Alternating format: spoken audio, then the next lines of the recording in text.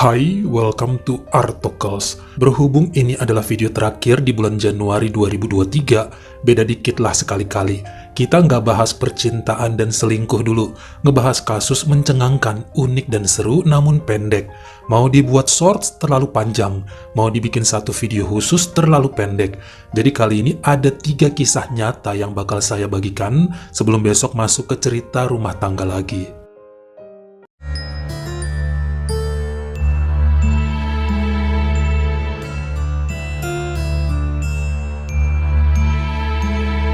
Pada Kamis malam 28 Februari 2013, seorang duda tanpa anak berusia 36 tahun bernama Jeffrey Bush baru pulang kerja sekitar jam 7 malam. Dia masuk ke rumah panjang peninggalan orang tuanya di kota Seffner, wilayah Florida, Amerika.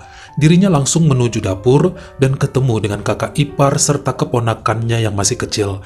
Jadi ini adalah istri abangnya Jeffrey yang bernama Jeremy. Nah, Jeremy dan Jeffrey kerja di pabrik yang sama, bahkan sang abang merupakan atasannya. Namun saat itu, Jeremy belum pulang karena punya kerja sampingan sebagai supir Uber setelah jam pabrik. Sesudah makan dan ngobrol bentar sama kakak ipar dan ponakan, Jeffrey langsung menuju ke kamarnya di bagian belakang rumah yang masih nyatu dengan kediaman abangnya. Namun ada koridor lumayan panjang karena ini kan jenis rumah lama dan mereka masa kecilnya juga di situ dulu. Jeffrey nonton TV di kamarnya sambil rebahan untuk siap-siap tidur. Sekitar jam 10 malam, sang abang pulang dan langsung menuju ke kamar Jeffrey, lalu mengetuk pintu dan ngomong pada adiknya, "Jeff, besok Jumat kita nggak ada kerjaan di pabrik, jadi kalau mau tidur ampe agak siangan juga nggak apa-apa." Langsung dijawab, "Oke bang, kebetulan badan emang pegel, mau tidur panjang dulu." Jeremy langsung nutup pintu kamar Jeffrey, lalu kembali ke depan bersama istri dan anaknya. 1 jam kemudian, sekitar pukul 11 malam lewat, Jeremy dan istrinya yang berada di kamar terkaget saat mendengar ada suara dentuman keras seperti mobil besar menabrak rumah mereka dari arah belakang. Bunyinya kenceng banget, diikuti gemeretak dan getaran dahsyat. Jeremy langsung bangkit, terhusu saat mendengar teriakan sang adik dari kamarnya. Pria itu berlari kencang diikuti istrinya, dan nampak pintu kamar Jeffrey masih tertutup, serta koridor menuju ke sana kelihatan aman, gak ada asap dan tidak ada retakan. Segera mereka buka pintu kamar, dan gak kelihatan apa-apa, gelap gulita. Jeremy coba nyipitin matanya ya, mau tahu apa yang terjadi. Sementara istrinya kemudian meraba-raba dinding dan berhasil nyalakan lampu.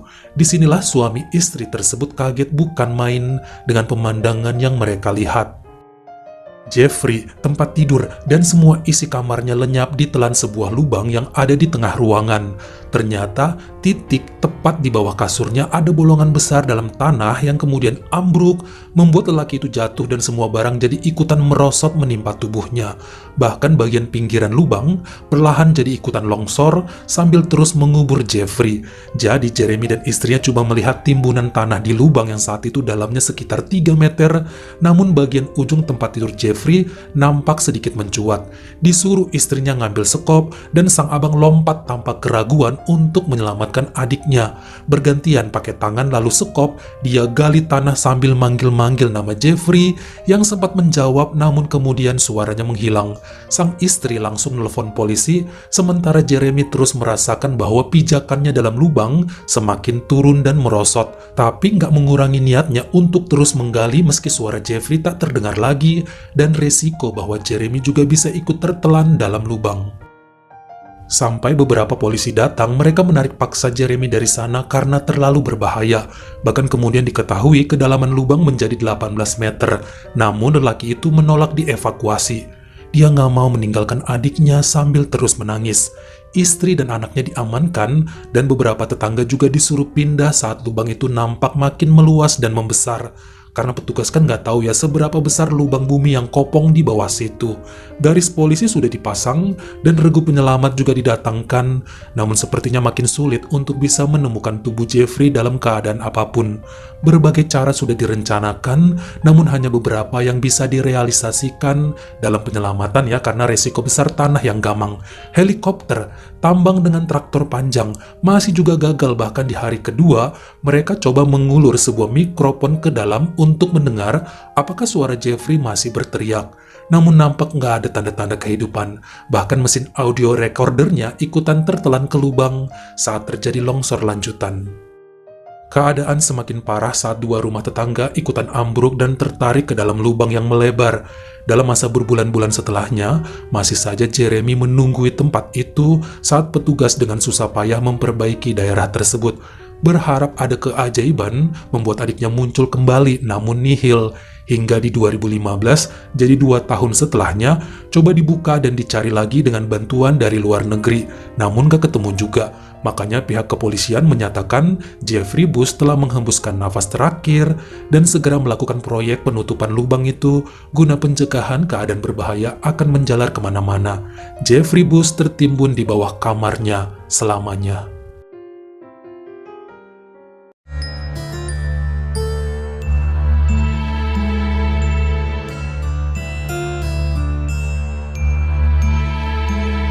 Seorang pengacara muda berusia 25 tahun bernama Yesenia Morales Gomez yang tinggal di kota Medellin, negara Kolombia, merasa sangat bosan dan stres setelah wisuda di tahun 2019. Impiannya buat bisa langsung kerja ternyata gagal, sebab di awal 2020 terjadi pandemi berkepanjangan yang bikin segalanya harus dikerjakan di rumah aja. Makanya saat masuk ke pertengahan tahun 2021 dan kondisi mulai normal, wanita ini berencana mau melakukan hal ekstrim yang sejak dulu jadi keinginannya namun bikin takut, yaitu bungee jumping. Di provinsi mereka, Antioquia, ada sebuah hutan hijau yang sangat lebat bernama Amaga dan cukup terkenal dengan pemandangannya yang mengagumkan. Kemudian, ngajak cowoknya yang gak mau disebutkan nama buat ke sana untuk melakukan hal ekstrim ini. Sebenarnya si cowok emang dari dulu ngajakin buat bungee jumping, tapi nyali Yesenia belum ada, takut, ngeri. Namun setelah hampir 2 tahun terbelenggu di rumah aja karena pandemi, akhirnya nekat dan harus berani untuk kegiatan uji adrenalin itu. Orang-orang dari luar negeri aja pada datang ke sana buat bungee jumping. Kenapa dia sebagai warga asli nggak berani?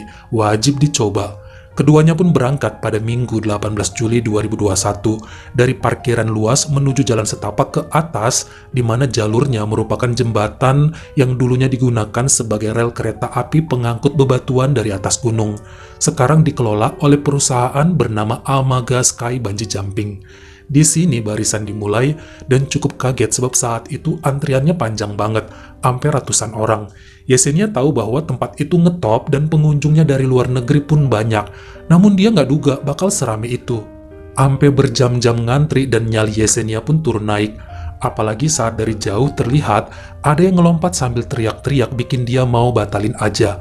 Tapi kata cowoknya, harus berani, nanti aslinya nggak seserem itu. Enak kok, kamu akan bangga sama dirimu sendiri, kamu bakal ketagihan. Setelah melewati berbagai perasaan nervous, sakit perut, pusing, dan ragu, akhirnya tiba giliran mereka sesudah ngantri hampir 3 jam. Ada 2 platform besi pijakan, jadi sekali lompat bisa 2 orang, dan jarak antara keduanya beberapa meter. Saat itu Yesenia masih takut-takutan dan terus memegangi sang instruktur. Dia dipasangin harness dan mulai berdiri di ujung pijakan sambil berdoa. Cukup lama sebab kebanyakan merengek ngeri dan ditenangkan terus oleh si petugas. Sampai tiba-tiba dia mendengar suara berteriak, "Oke, lompat!" Langsung saja wanita itu melompat ke bawah dari jembatan berketinggian 46 meter tersebut. Tapi ternyata ada kesalahan.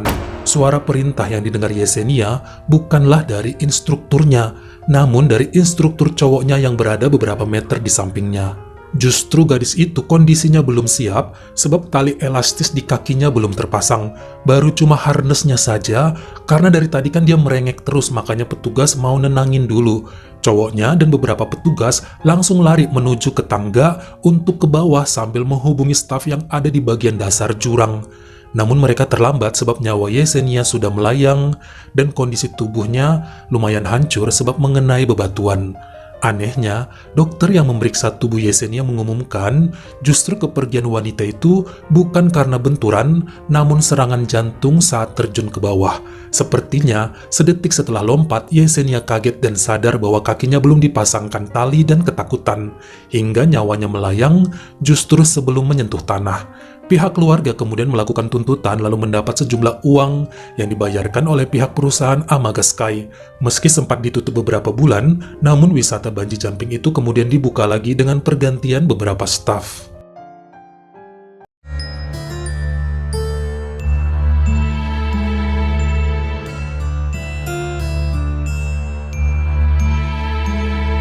Pada hari Jumat 21 Agustus 2020, Aristides Paulino yang berusia 58 tahun pulang ke rumah sekitar jam 9 pagi dengan mobil SUV polisinya setelah bertugas jaga shift malam. Aristides sudah menjadi polisi di Miami, Florida selama 25 tahunan dan 2 tahun terakhir bertugas di malam hari. Dia parkirin mobilnya di halaman samping, lalu masuk menyapa istrinya Clara. Mandi, makan, lalu pergi untuk tidur. Sekitar jam 2 siang, Aristides terbangun, lalu pergi ke dapur untuk minum. Saat itu dirinya nggak ngelihat sang istri dan bertanya pada putranya yang berusia 14 tahun yang udah pulang sekolah dan lagi nonton TV. "Hei, mama mana?" Sang putra jawab, "Nggak tahu."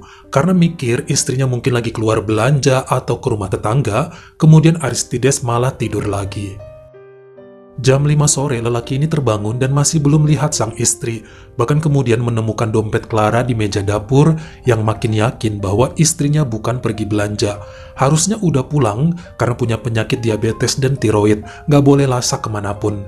Dia lihat putranya dan nanya lagi, tapi tetap nggak tahu juga. Akhirnya mereka berdua nyari keliling, mendatangi tetangga, nelpon beberapa kerabat sampai dokter pribadi Clara juga dihubungin, tapi tetap nggak ada. Karena sang istri nggak punya handphone, mereka mulai panik, takutnya nyasar dan kebingungan. Tapi itu seperti mustahil sebab istrinya masih sehat dan cerewet, tidak ada gejala pelupa dan sudah mengenal daerah situ dengan baik. Menjelang maghrib, ayah anak itu pun mulai nyari ke kebun-kebun sekitaran, sampai kemudian Aristides mendengar teriakan putranya dari samping rumah. Dia lari ke sana dan melihat sang anak yang sedang membuka pintu belakang mobil polisi ayahnya. Mereka temukan sang ibu di kursi belakang dalam keadaan sudah meregang nyawa. Apa yang sebenarnya terjadi? Saat pulang pagi itu ternyata Aristides ngantuk berat dan memarkirkan mobilnya di halaman samping seperti biasa, tapi kali ini lupa mengunci SUV itu. Saat dirinya tidur, Clara kemungkinan menuju ke sana dan coba-coba buka pintu belakang ambulans.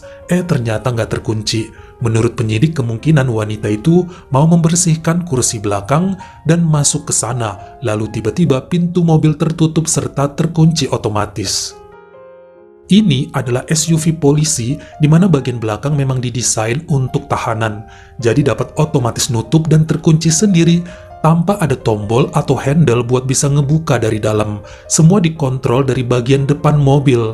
Nah, pintu maupun jendelanya itu keras seperti penjara. Di belakang itulah Clara terperangkap. Ada kaca penyekat tebal antara area kursi belakang dengan area kursi depan agar penjahat tidak dapat menyerang petugas. Jadi wanita itu nggak bisa ke area depan untuk bunyikan klakson atau nekan tombol pintu meski kunci mobil lengket di sana.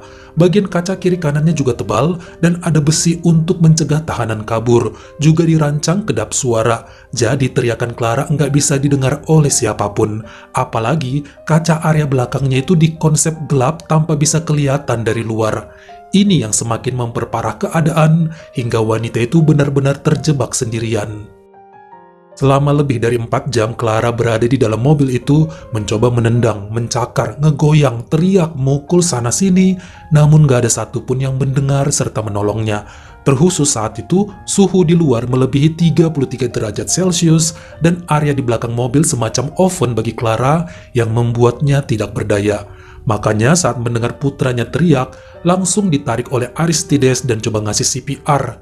Namun segalanya terlambat. Wanita itu menghembuskan nafas terakhir di usia 56 tahun karena kehabisan oksigen dan kepanasan dengan suhu tubuh tinggi setara terbakar. Setelah sebulan penyelidikan, dinyatakan semua ini sebagai kecelakaan dan Aristides yang tadinya dituduh keluarga Clara sengaja melakukannya, terbebas dari tuntutan dan hukuman bersama putranya. Bagaimana menurut kamu? Kejadian mana yang paling bikin hati ngenes? Kalian komen di bawah. Dan kalau kamu suka sama video ini, jangan lupa klik like serta tombol share-nya.